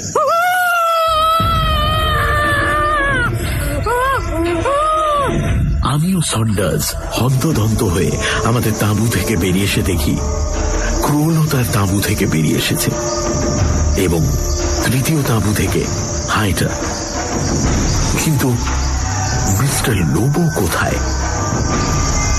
ক্রোল টর্চটা জ্বালিয়ে এদিক ওদিক ফেলতেই দেখা গেল ভদ্রলোককে মুখ বিকৃত করে 20 হাত দূরে একটা ঝোপের পাশ থেকে খোঁড়াতে খোঁড়াতে এগিয়ে আসছেন আমাদের দিকে, আর সেই সঙ্গে পর্তুগিজ ভাষায় পরিত্রাহী ডেকে চলেছেন ভগবান যিশুকে।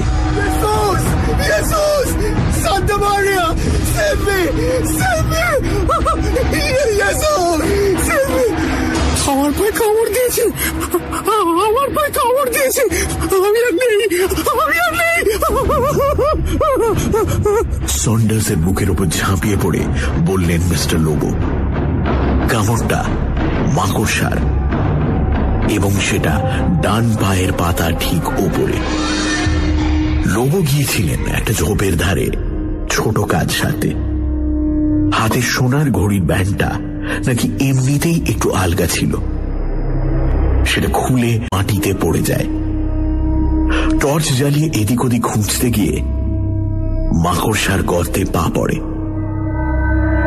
কামড়ে বিষ আছে ঠিকই, তবে মারাত্মক নয়। কিন্তু লোবোর ভাব দেখে সেটা বোঝে কার সাধ্যি। ওষুধ ছিল আমার সঙ্গে, সেটা সন্ডার্সের টর্চের আলোতে লাগিয়ে দিচ্ছি ক্ষতের জায়গায়। এমন সময় লোবোর মুখের দিকে চোখ পড়তে একটা অদ্ভুত ভাব লক্ষ্য করলাম। তাতে আতঙ্ক ও অনুশোচনার একটা বিচিত্র সংমিশ্রণ। তার দৃষ্টি আমারই দিকে। কি হয়েছে তোমার? আমি জিজ্ঞেস করলাম। আমি আমি আমি পাপ করেছি, আমায় আমায় ক্ষমা করো। কাতর কণ্ঠে প্রায় কান্নার সুরে বলে উঠলেন মিস্টার লোবো। কি পাপের কথা বলছো তুমি? মিস্টার লোবো 2 হাত দিয়ে আমার পা জড়িয়ে ধরলেন। তাঁর ঠোঁট কাঁপছে, চোখে জল। সন্ডার্স ও ক্রোল বিস্ফারিত চোখে চেয়ে রয়েছে তাঁর দিকে। সেদিন রাত্রে প্রহরী ঘুষ দিয়ে প্রদর্শনীতে ঢুকে আমি তোমার গবেষণা নোটসের খাতা বের করে নিয়েছিলাম। তারপর রীতিমতো কষ্ট হচ্ছে কথা বলতে, কিন্তু তাও বলার জন্য মরিয়া হয়ে উঠেছিল। তারপর জেরক্স করে আমার যথাস্থানে রেখে দিই। তারপর কতগুলো লুঙ্গা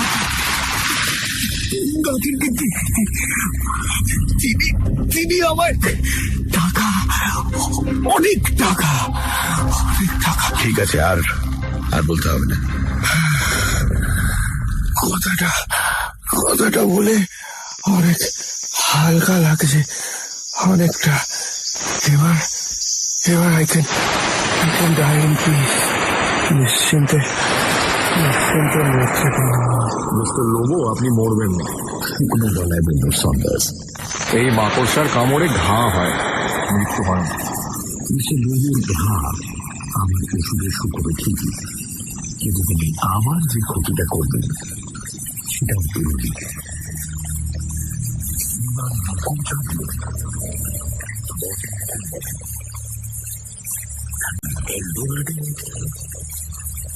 শক্তি আছে।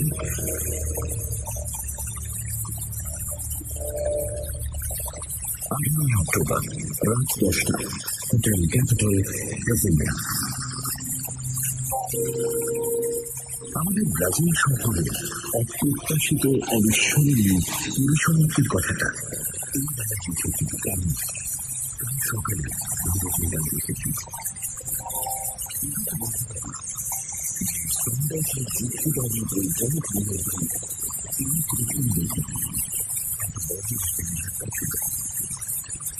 মানতে বাধ্য হয়েছে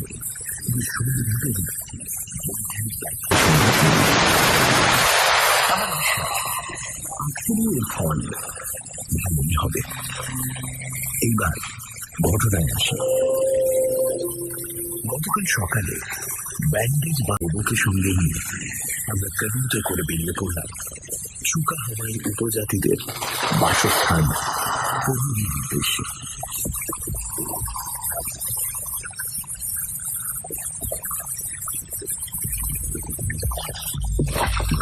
আমাদের যেতে হবে 50 কিলোমিটার। যত এগোচ্ছি ততই যেন গাছপালা, ফুল পাখি, প্রজাপতির সম্ভার বেড়ে চলেছে। এই স্বপ্ন রাজ্যের মনোমুগ্ধকারিতার মধ্যে আতঙ্কের খাদ মিশে আছে বলে এটা যেন আমার কাছে আরো আকর্ষণীয় হয়ে উঠেছে। আমি জানি এই ব্যাপারে সন্ডার্স ও ক্রো আমার সঙ্গে একমত। তারা যে খরস্রোতা নদীর উপকূলের দিকে সজাগ দৃষ্টি রেখেছে তার একটা কারণ বোধ হয় অ্যানাকন্ডা দর্শনের প্রত্যাশা।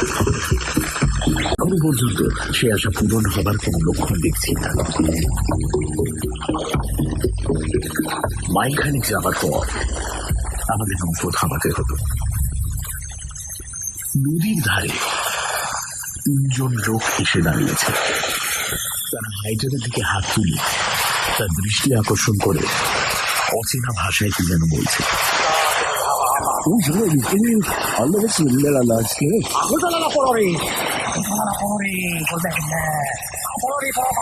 আমি জানি এখানকার উপজাতিদের মধ্যে নামে একটা ভাষা প্রচলিত আছে যেটা হাইটার খুব ভালোভাবেই জানে। হাইটার লোকগুলোর সঙ্গে কথা বলে আমাদের 3 জনকে উদ্দেশ্য করে বলল, this are the local Indians, আর এরা আমাদের পোরোরি যেতে বারণ করছে। কেন কেন? আমরা 3 জনেই একসঙ্গে প্রশ্ন করলাম। এরা বলছে চুকাহামাইরা কি কারণে নাকি ভয়ানক জিত হয়ে রয়েছে। কালই নাকি একটা জাপানি দল পোরোরি গিয়েছিল, তাদের 2 জনকে এরা বিষাক্ত তীর দিয়ে মেরে ফেলেছে। আমি জানি কিউরানি নামে এক সাংঘাতিক বিষ ব্রাজিলের আদিম জাতিরা তাদের তীরের মধ্যে মাখিয়ে শিকার করে। তাহলে এখন কি করা যায়? আপাতত এখানেই ক্যাম্প ঠালা যাক। আপনারা এখানে অপেক্ষা করুন, আমি বরং একটা ক্যানু নিয়ে একটু এগিয়ে গিয়ে ব্যাপারটা আঁচ করে আসি। কিন্তু এই হঠাৎ উত্তেজনার কারণটা কিছু আন্দাজ করতে পারছেন? সন্ডার্স প্রশ্ন করল। আমার একটা ধারণা হচ্ছে পরশু রাত্রের এক্সপ্লোশনের সাথে এটা যুক্ত। বড় রকমের একটা প্রাকৃতিক দুর্যোগ হলে এরা এখনো সেটাকে দেবতার অভিশাপ বলে মনে করে বিচলিত হয়ে পড়ে। অগত্যা নামলাম আমরা ক্যানু থেকে। জায়গাটা যে ক্যাম্প ফেলার পক্ষে আদর্শ নয় সেটা বুঝতে পেরেছি। এখানে সাধারণত নদীর পাশে খানিকটা দূর অবধি জঙ্গল গভীর থাকে। ভেতরে কিছুটা অগ্রসর হলে দেখা যায় বন পাতলা হয়ে এসেছে। এই জায়গাটায় কিন্তু যত দূর অবধি দৃষ্টি যায় তাতে অরণ্যের ঘনত্ব হ্রাস পাবার কোনো লক্ষণ দেখা যায় না। নদীর 10-15 গজের মধ্যে একটা অপেক্ষাকৃত খোলা জায়গা পেয়ে আমরা সেখানেই বিশ্রামের আয়োজন করলাম।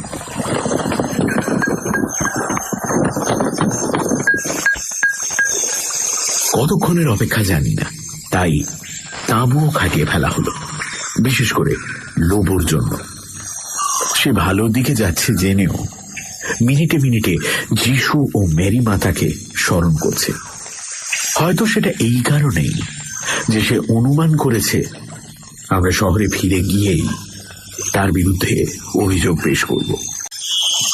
এই আশঙ্কা যদি সে করে থাকে তবে সেটা ভুল নয়, কারণ আমি তাকে ক্ষমা করতে প্রস্তুত থাকলেও ক্রোল ও সন্ডার্স দুজনেই লোবোর বরদান নিতে বদ্ধপরিকর। আর ব্লুমগার্টেনকে পেলে তারা নাকি তার মাংস সেদ্ধ করে ব্রাজিলের নরমাংসভোগ উপজাতির সন্ধান করে তাদের নেমন্তন্ন করে খাওয়াবে। তাদের বিশ্বাস ব্লুমগার্টেনের মাংস অন্তত 12 জনের ভারী হতে পারে। আমরা 3 জনের বেশ কিনতে চারটে বড় গাছের ঝুঁকে 3টে হানুক টাঙিয়ে 3 জনে শুয়ে মৃদু দড়ি খাচ্ছি। কাছের বনের ভেতর থেকে মাঝে মাঝে শুনতে পাচ্ছি চুড়িয়াঙ্গি পাখির কর্কশটা এমন ছোট মতো শব্দ করে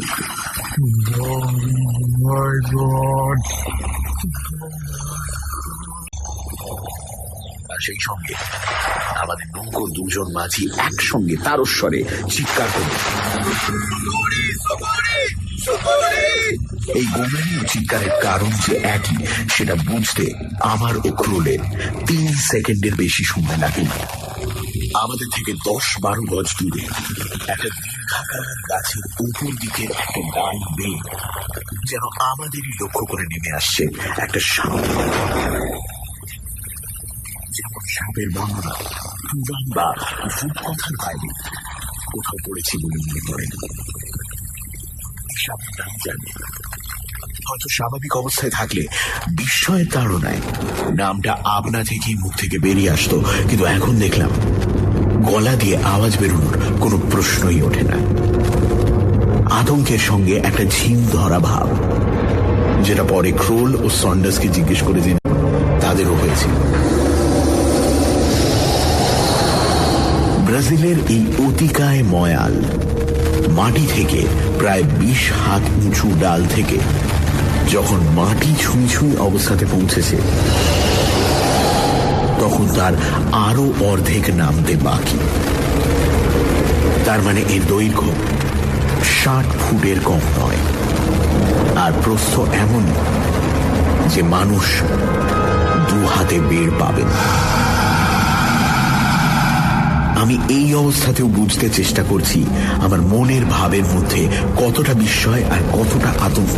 এমন সময় পেছন দিক থেকে একটা পরিচিত কণ্ঠস্বর পাবার সঙ্গে সঙ্গে আমাদের 3 জনকে বেকুব বানিয়ে দিয়ে চোখের সামনে থেকে অ্যানাকোন্ডা প্রবর বেমালুম উধাও।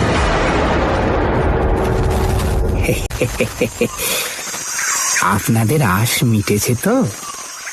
আমাদের পেছনে কখন যে একটি কানু এসে দাঁড়িয়েছে এবং কখন যে তার থেকে শ্রীমান নকুরচন্দ্র অবতীর্ণ হয়েছেন তা জানি না। আপনার সঙ্গে পরিচয় করিয়ে দিই। এগিয়ে এসে পাশে দাঁড়ানো একটি সাহেবের দিকে নির্দেশ করে বললেন, নকুর বাবু। ইনি হলেন ব্লুমগার্টেন সাহেবের বিমান চালক মিস্টার জো হপগুড। ইনি সাহেবের হেলিকপ্টারে করে আমাকে নিয়ে এলেন। শুধু শেষের 1.5 মাইল পথ আমাদের ডিঙিতে আসতে হয়েছে। ক্রোল আর থাকতে না পেরে বলে উঠল, He made us see that snake! He made us see that snake! আমি বললাম, তোমাকে তো বলেইছিলাম এর মধ্যে এই ক্ষমতারও একটা আভাস আমি পেয়েছিলাম দেশে থাকতেই। But this is incredible!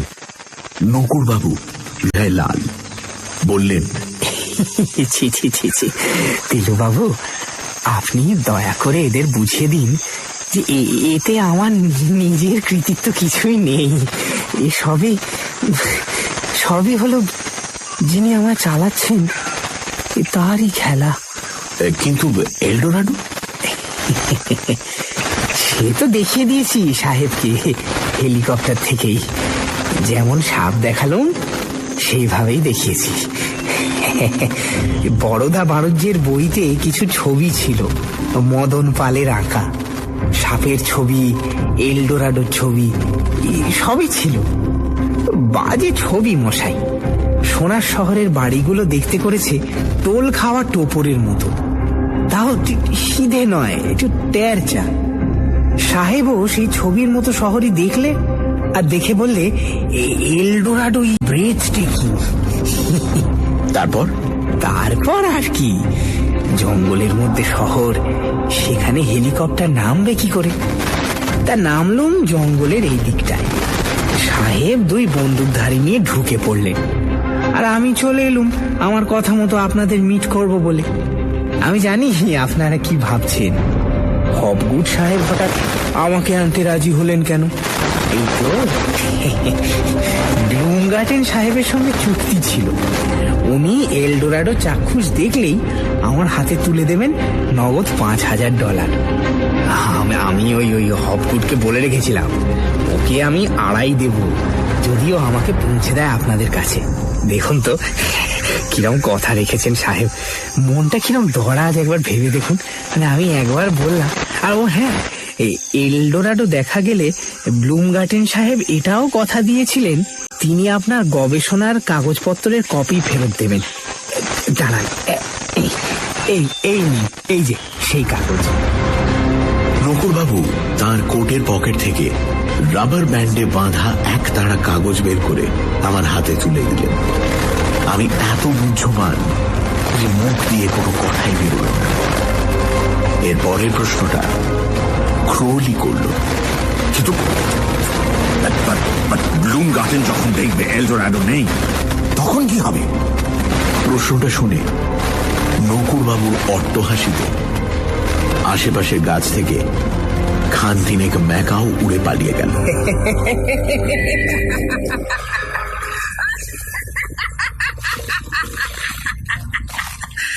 ব্লুমগার্টেন কোথায়? বাবু, তিনি কি আর ইহজগতে আছে? তিনি জঙ্গলে ঢোকেন বিকেল 5:30টায়, তার 6 ঘন্টা পরে রাত 11:33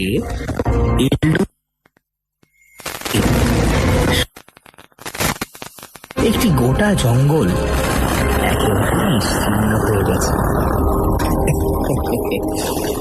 আসলে এই ঘটনাটাও আপনার আশীর্বাদে আমার আগে থেকেই জানা ছিল তিলুবাবু। আপনার মতো এমন একজন লোক যার সঙ্গ পেয়ে আজ আমি 300 টাকা দামের একটি বিলিতি ওষুধ কিনে নিয়ে যেতে পারছি আমার ঠাকুমার জন্য, তার শত্রুর কি আর শেষ রাখতে পারি আমি? হ্যাঁ তিলুবাবু?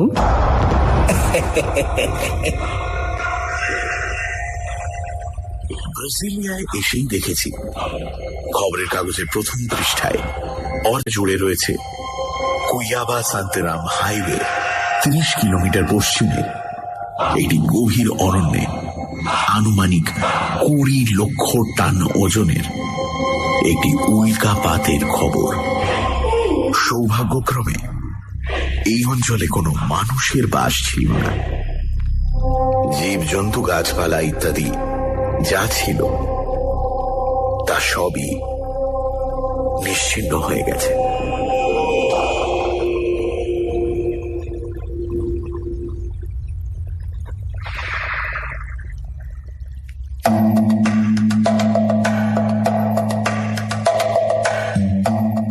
শুনছিলেন প্রফেসর শঙ্কুর অ্যাডভেঞ্চার, নকুরবাবু ও এলডোরাডো।